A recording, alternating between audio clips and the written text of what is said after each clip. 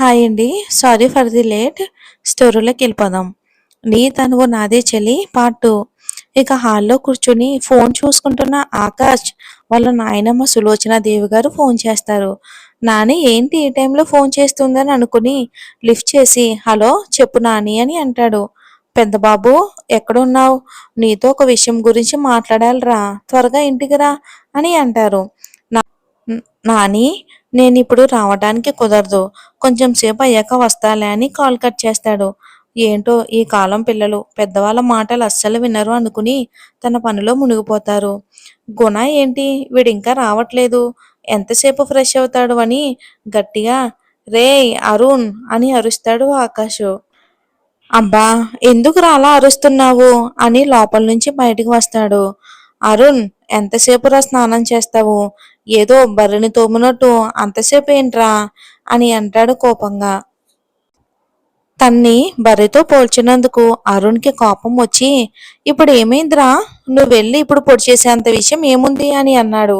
రేయ్ నోరు మూసుకుని నాతో రా అని అరుణ్, గుణ, ఆకాష్‌లు ఆ వ్యక్తి ఉన్న చోటికి బయలుదేరతారు.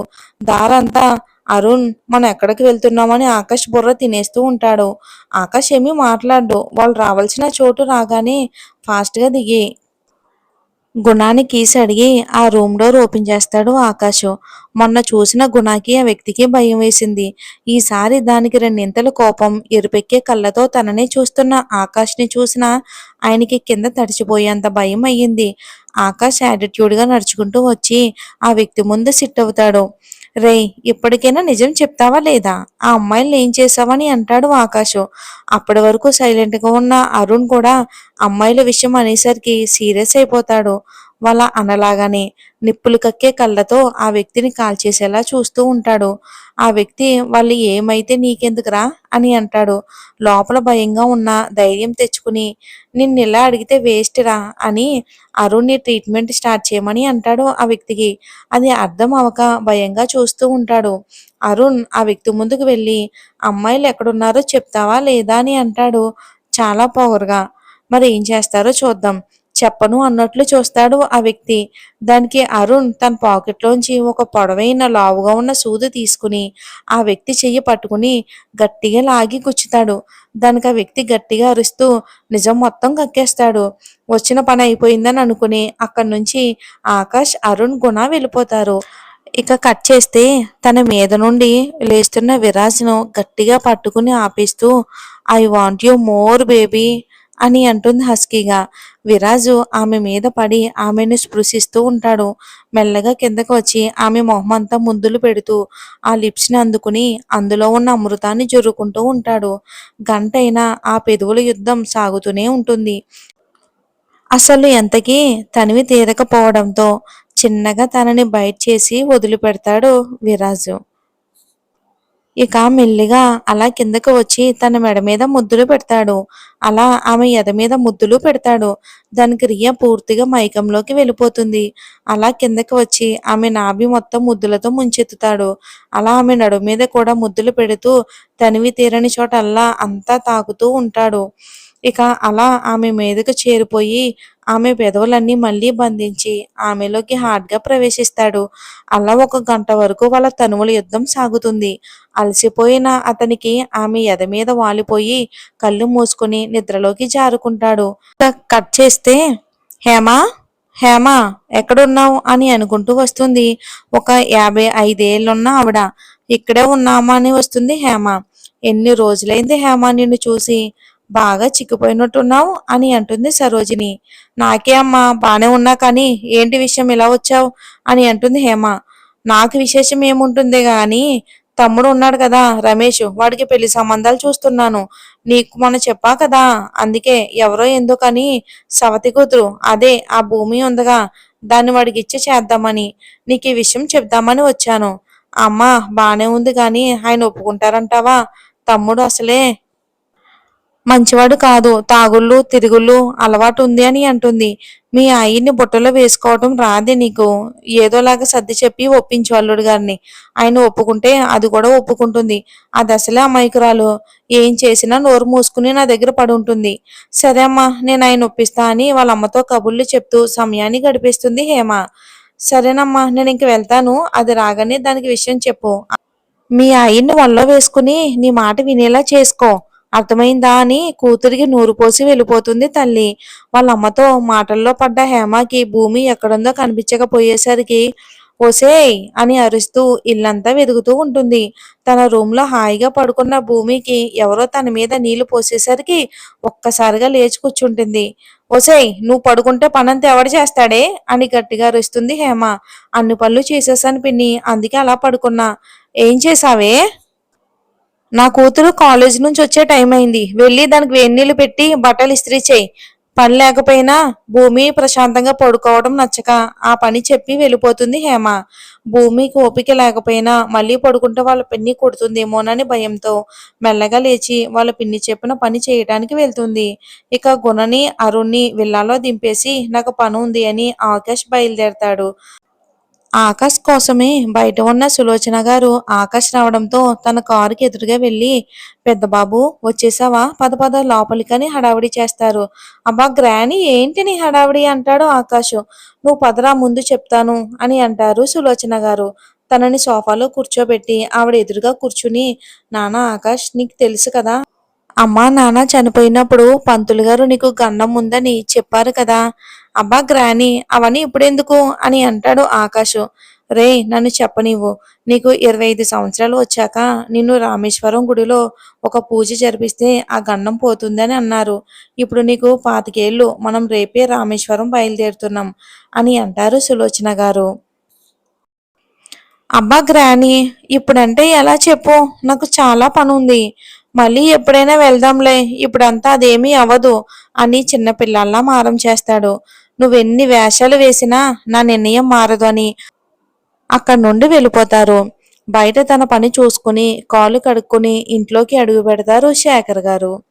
హేమ అని పిలుస్తూ ఉంటారు. హేమ వచ్చి భోజనం వడ్డించి సైలెంట్గా నిలబడి ఉంటుంది. శేఖర్ గారు, ఏంటి సునామీ వచ్చినట్లు ఈ నిశ్శబ్దం ఏంటి? ఏం మాట్లాడకుండా అలా నుంచుందని అనుకుని హేమ అని పిలుస్తారు. అయినా ఏమీ పలకకుండా నిలబడే ఉంటుంది. హేమ ఎందుకు నాతో మాట్లాడలేదు అని అంటారు శేఖర్ గారు. నేను మీకు ఒక విషయం చెప్తాను, దానికి మీరు ఒప్పుకోవాలి అని అంటుంది. ఏం విషయం ఏంటి అని అంటారు ఆయన. అదేనండి, మా తమ్ముడు ఉన్నాడు కదా, రమేష్, వాణ్ణి భూమికిచ్చి పెళ్లి చేద్దాం అనుకుంటున్నాను. ఏంటి అని ఒక్కసారి భోజనం ముందు నుండి లేస్తూ అని అంటారు శేఖర్ గారు. దానికి హేమ ఏమాత్రం భయపడకుండా, అవును మీరు విన్నది నిజమే, దానికి పెళ్లి చేస్తేనే గాని నా కూతురికి పెళ్లి చేయడానికి అవ్వదు అని అంటారు. దానికి భూమికి ఎందుకు పెళ్లి చేయటం? నేను ఏ విషయంలోనైనా సరే నీ మాట విన్నాను, ఎప్పుడూ కాదు అని అనలేదు. ఏ విషయంలో మాత్రం అలా జరగదు. మీ తమ్ముడు గురించి నాకు బాగా తెలుసు. తెలిసి తెలిసి ఒక ఆడపిల్లకి అన్యాయం చేయలేని హేమ అంటారు గంభీరంగా. ఆ వాయిస్కి హేమ భయపడి వాళ్ళ అమ్మ మాటలు గుర్తు తెచ్చుకుని, మీరెన్నైనా చెప్పండి, దానికి పెళ్ళైనా చెయ్యాలి, లేకపోతే అది ఇంట్లో నుండైనా వెళ్ళిపోవాలి అని అంటుంది హేమ కరాఖండిగా. అసలు భూమి ఇంట్లోంచి బయటికి వెళ్ళడం అనేది అసలు జరగని పని. అయితే తనకి పెళ్లి చేసి పంపించండి, లేకపోతే బయటకైనా గెంటేయండి అని అంటుంది. అది అవదు అంటారు. అయితే నేనే వెళ్ళిపోతాను అని అంటుంది హేమ. దానికి శేఖర్ గారు, హేమ మొండిగా ప్రవర్తించకు అని అంటారు చాలా కోపంగా గంభీరంగా. అయినా హేమ తన మాట తనదే అంటూ ఉంటుంది. ఎంతసేపటికి హేమ మాట వినకపోయేసరికి ఇంకా శేఖర్ గారికి బాగా కోపం వచ్చి హేమాని కొడతారు. దానికి హేమ ఏడుస్తూ అక్కడి నుంచి వెళ్ళిపోతుంది. శేఖర్ గారు కూడా వెళ్ళిపోతారు. ఈ గొడవ అంతా చూసిన భూమి బాధగా వాళ్ళ పిన్ని దగ్గరికి వెళ్ళి, పిన్ని నేను ఈ పెళ్లి చేసుకుంటాను, నువ్వే చెప్పినట్టే వింటాను అని అంటుంది అమాయకంగా. ఒసేయ్ దరిద్ర మొహం దానా, నీ మొహం నాకు చూపించుకో, అంతా నీ వల్లే, అసలు నువ్వే లేకపోతే నేను నా కూతురు సుఖంగా ఉంటామని భూమిని తిట్టుపోస్తుంది. అయ్యో పిన్ని అని అంటే భూమిని కొట్టి నా ఇంటి నుంచి బయటకు పో అని గెంటేస్తుంది. భూమి, పిన్ని పిన్ని నన్ను పంపించకు పిన్ని. నువ్వేం చెప్పినా చేస్తాను. నీ దగ్గరే పడి ఉంటాను. నువ్వు చెప్పిన అతన్నే పెళ్లి చేసుకుంటాను. నన్ను పంపించొద్దు. నాకు బయట ప్రపంచం ఏమీ తెలీదు అని చాలా బాధగా ఏడుస్తూ అంటుంది. అయినా హేమ మనసు కరగదు. తన్ని బయటికి గెంటేస్తుంది. భూమి ఒంటరిగా నడుచుకుంటూ అప్పటికే రాత్రి అయిపోవడంతో ఎక్కడికి వెళ్ళాలో తెలియక దగ్గరలో ఏదో గుడి కనిపిస్తే అక్కడికెళ్ళి పడుకుండిపోతుంది. భూమికి అది తన ఊరే అయినా సరే అక్కడ ఏమీ తనకు తెలీదు. ఎందుకంటే వాళ్ళ పిన్ని తనని అస్సలు బయటికి వెళ్ళనిచ్చేదే కాదు. అందుకే తనకసలు ప్రపంచం అంటేనే తెలీదు. ఇక గుణాకి ఫోన్ చేసి, "గుణ, రేపు రామేశ్వరం వెళ్తున్నాం. నువ్వు దానికి కావలసిన ఏర్పాట్లు చూసుకో" అని ఆకాష్ అంటాడు. ఈ విషయం అరుణ్ కూడా చెప్పు అని చెప్తాడు. ఈ నాని ఉందే బుర్ర తినేస్తుంది. ఇప్పటికిప్పుడు ప్రయాణం అంటే ఎంత కష్టం. ఈ రోజు ప్రియా వస్తానంది డేట్‌కి. అది క్యాన్సిల్ చేశా. ఊరు ప్రయాణం వలన. అనుకుని తన గదికి వెళ్ళి దుప్పటి కప్పుకుని పడుకుంటాడు ఆకాషు. ఇక ఆకాష్‌కి ఒక కల వస్తుంది. కలలో ఎవరితోనో తన పెళ్లి జరిగినట్లు కలొస్తుంది. ఒక్కసారిగా గట్టిగా అరుస్తూ లేస్తాడు. ఆకాష్ చేస్తున్న పనులు ఏవీ సులోచన గారికి తెలీదు. ఆకాష్ మాఫియా కింగ్ అని ఆవిడకి తెలీదు. అందుకే ఆవిడ అంత సైలెంట్‌గా ఉంది. మరి ఆకాష్ గురించి ఫ్యూచర్‌లో ఎలాంటి వార్తలు వినాల్సొస్తుందో చూద్దాం. ఇక ఉదయాన్నే సులోచన గారు ఆకాష్‌ని నిద్ర లేపుతారు. ఇక అబ్బా! పొద్దు పొద్దున్నే ఏంటి గ్రాని నన్ను పడుకోనివ్వు అని మళ్ళీ పడుకుంటాడు. అది కాదు నాన్న. ఇప్పుడు మనం బయలుదేరకపోతే ఎప్పటికి రామేశ్వరం చేరుకుంటాం? చెప్పు లే నాన్న అంటారు. ఆకాష్ లేచి టైం చూసి కోపంగా వాళ్ళ నాని వైపు చూస్తూ, నాని నీ కంటికి నేను ఎలా కనిపిస్తున్నాను? ఇప్పుడు టైం 3:30. ఇప్పుడు ఎవరైనా ఊరు వెళ్తారా? అని అంటాడు కోపంగా. మనం ఈ టైంకి వెళ్తేనే అప్పుడు చేరుకోగలం. పద వెళ్ళి ఫ్రెష్ అవ్వు అని ఆకాష్‌ని వాష్‌రూమ్‌లోకి తోసి వెళ్ళిపోతారు. ఆకాష్ బద్ధకంగానే ఫ్రెష్ అయ్యి గుణాకి ఫోన్ చేస్తాడు. అన్న ఏంటి ఈ టైంలో ఫోన్ చేస్తున్నాడు అని అనుకుని కాల్ ఎత్తి, హలో అన్న ఏంటి ఈ టైంలో ఫోన్ చేసావని అంటాడు. గుణ, నువ్వు అరుణ్ రెడీ అవ్వండి. ఇంటికొచ్చేయండి. మనం రామేశ్వరం వెళ్ళాలి. టైం లేదు ఫాస్ట్ అని కాల్ కట్ చేశాడు. అన్నకేమన్నా పిచ్చి పట్టిందా? ఏంటి ఈ టైం ఊరు ప్రయాణం అనుకున్నాడు. ఇక గుణ వాళ్ళ అన్నయ్యని లేపడానికి వెళ్తాడు. రే అన్నయ్య లేరా అని అరుణ్ని లేపుతాడు. అబ్బాయి ఏంట్రా నీ కాకుగోల ప్రశాంతంగా పడుకోనివ్వవా ఏంటి అసలే రాత్రంతా నిద్ర లేదు అని మళ్ళీ ముసుగు తన్ని పడుకుంటాడు. అన్నకి చెప్తాను నువ్వు లేవకపోతే అని బెదిరిస్తాడు. గుణ చెప్పుకో నాకేం భయం లేదని అంటాడు. గుణ ఆకాష్కి కాల్ చేసి అన్న వీడు నా మాట వినడం లేదు రాను అంటున్నాడు అని అన్నాడు. సరే నేను వస్తున్నానని కాల్ కట్ చేస్తాడు ఆకాశం. ఏంటో అసలు వాడు నా మాటే వినడు అని విల్లాకి బయలుదేరతాడు. ఆకాష్‌కి చిన్నప్పుడు వాళ్ళ అమ్మ నాన్నలతో కలిసి ఉండేవాడు అమెరికాలో. కానీ వాళ్ళ అమ్మ నాన్న చనిపోయాక వాళ్ళ నాని దగ్గరకు వచ్చేసాడు. ఇప్పుడు ప్రస్తుతం హైదరాబాద్‌లో ఉంటాడు. ఆకాష్‌కి 19 ఇయర్స్‌కి మాఫియా డాన్ అయిపోయాడు. తన గురించి ఎవరికీ ఏం తెలియకుండా జాగ్రత్త పడతాడు. అరుణ్, ఆకాష్ చిన్నప్పుడు బెస్ట్ ఫ్రెండ్స్. అరుణ్ తమ్ముడు. గుణ వాళ్ళకి పేరెంట్స్ లేరు. అందుకే ఆకాష్‌తోనే ఉంటాడు. ఆకాష్ మాఫియా డాన్ అని వాళ్ళిద్దరికీ తప్ప అసలు బయట ఎవ్వరికీ తెలీదు. ఎందుకంటే వాళ్ళిద్దరూ కూడా చిన్నప్పటి నుండి ఆకాష్‌తోనే ఉంటారు కాబట్టి. ఇక కాసేపటికి ఆకాష్ కారు వెళ్ళ ముందు ఆగుతుంది. ఫాస్ట్‌గా లోపలికి వెళ్ళి అరుణ్ మొహం మీద బకెట్ నీళ్లు పోస్తాడు. తుఫాన్‌లో కొట్టుకుపోయినట్టు అనిపిస్తే అని అరుస్తూ లేస్తాడు. అరుణ్ ఎదురుగా ఆకాష్‌ని చూడగానే ఏంట్రా అని అంటాడు. నేనేం చెప్పాను? ఈరోజు ఊరు ప్రయాణం ఉంది అని చెప్పానా? చెప్పావు. అయినా అది మార్నింగ్ కదా! ఇప్పుడు టైం చూడు 4 అవుతుంది అని అంటాడు. నేను కూడా మార్నింగ్ అని అనుకున్నా. బట్ నాని ఇప్పుడే బయలుదేరాలి అని చెప్పింది. అందుకే హడావిడి. వెళ్ళి ఫ్రెష్ అయ్యిరా అని నేను బయటే వెయిట్ చేస్తానని బయటికి వెళ్ళిపోతాడు ఆకాషు. ఇక అర్ధరాత్రి మధ్యలో దరువు అన్నట్టు తెల్లవారుజామున ఈ ప్రయాణం ఏందో అని అనుకుని ఫ్రెష్ అవ్వడానికి వెళ్ళిపోతాడు వరుణ్. రేయ్ నేను రెడీ అని బయటికి వస్తాడు. అరుణ్ సరే అని వాళ్ళ గ్రానీని తీసుకుని బయలుదేరతారు.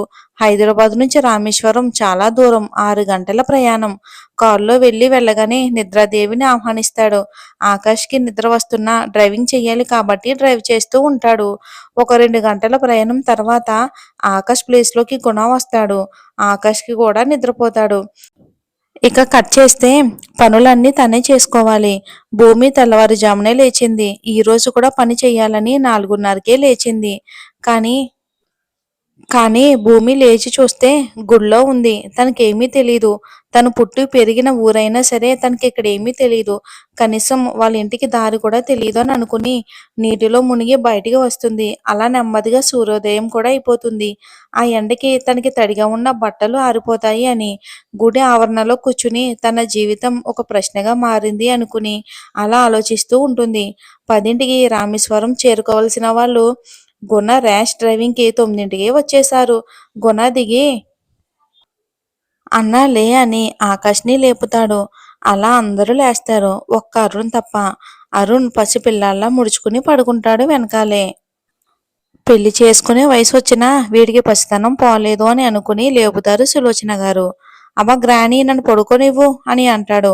అరుణ్ తర్వాత తీరిగ్గా పడుకుందువులే గాని లేరా అని అంటాడు ఆకాశం. ఇక బద్ధకంగా లేచొస్తాడు అరుణ్.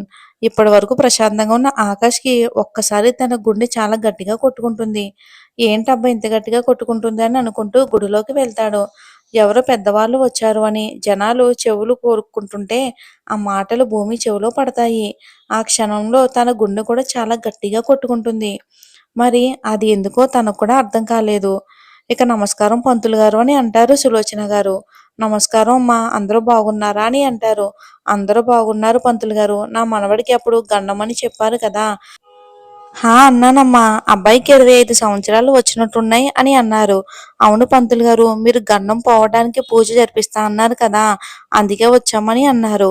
మంచిదమ్మా అబ్బాయిని వెళ్ళి కోనేట్లో మునిగి రమ్మనండి అని అన్నారు. సరే అని పెద్దబాబు వెళ్ళి పంతులు గారు చెప్పినట్లుగా చెయ్యి అని అంటారు. ఇక కట్ చేస్తే హే బేబీ లే అని రియాని లేపుతాడు విరాజు. ఏంటి బేబీ అంటుంది రియా. నువ్వు ఆకాష్ దగ్గరికి వెళ్ళావు కదా! నేను చెప్పిన పని సక్సెస్ అన్నావు కదా! ఏది చూపిచ్చి వీడియో అని అంటాడు. ఇదిగో అని తన మొబైల్‌లో ఉన్న వీడియో ఇద్దరూ కలిసి చూస్తారు. ఓహ్! గుడ్ రియా మనకి ఈ వీడియో చాలా అవసరం అని అంటాడు. సరే విరాజ్ ఈరోజు ప్లాన్ ఏంటి అని అంటుంది. ఏముంటాయి అలా బయట తిరిగేసి ఇంటికి వచ్చేయడమే అని అంటాడు. ఓహ్! అయితే ఆలస్యం ఎందుకు ఇద్దరు వెళ్లి ఎంజాయ్ చేద్దామని బయటికి తిరుగుతూ ఉంటారు. మరి ఏం జరుగుతుందో వచ్చే భాగంలో చూద్దాం. ఆకాష్ భూమిని కలుస్తాడా? నెక్స్ట్ పార్ట్ చాలా ఇంట్రెస్టింగ్‌గా ఉంటుంది.